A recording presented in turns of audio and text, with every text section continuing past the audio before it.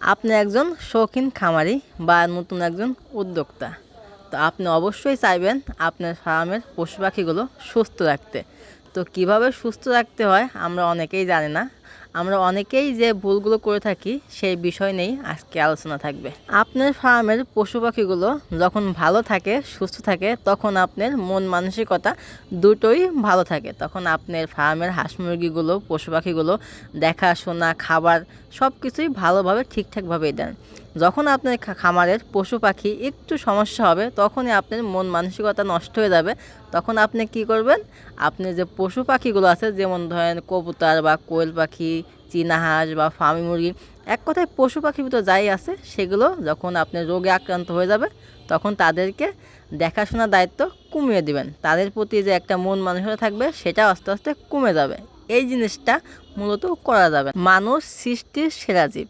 মানুষের যদি রোগ হয়, তাহলে অবশ্যই তার ট্রিটমেন্ট যেমন দিতে হয়, সেম একইভাবে পশু পাখিরও ট্রিটমেন্ট দিতে হবে। শুধু আমাদের লক্ষণটা জানতে হবে এবং ঠিকঠাকভাবে ওষুধটা প্রয়োগ করতে হবে।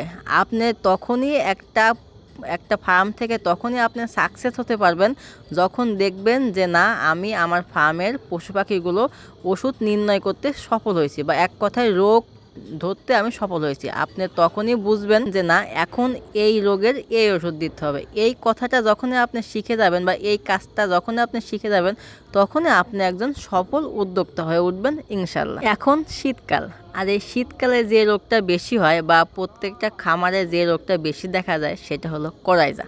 তো আজকে আমি কথা বলবো করাইজা রোগ নিয়ে। এই করাইজা রোগ কিসের জন্য হয়, কিভাবে হয়, বা এই রোগটা আপনি কিভাবে নির্ণয় করবেন, কিভাবে বুঝবেন যে আপনার ফার্মের মুরগিগুলোর করাইজা রোগে আক্রান্ত, তো সেই বিষয় নিয়ে আজকে আলোচনা থাকবে। তো সবাই ধৈর্য সহকারে আজকের ভিডিওটা দেখে যাবেন। আজকের ভিডিওটি কেউ টেনে টেনে দেখবেন না, স্কিপ করে দেখবেন না। আর এই ভিডিওটি যদি আপনাদের ভালো লাগে থাকে, তাহলে অবশ্যই লাইক, শেয়ার, কমেন্ট করে আমার পাশেই থাকবেন। তো চলুন আর কথা না বাড়িয়ে আজকের ভিডিওটা শুরু করা যাক। করাইজা রোগটি মূলত একটি ভাইরাস জনিত রোগ। এই রোগটি মূলত শীতকালে বেশি হয়ে থাকে।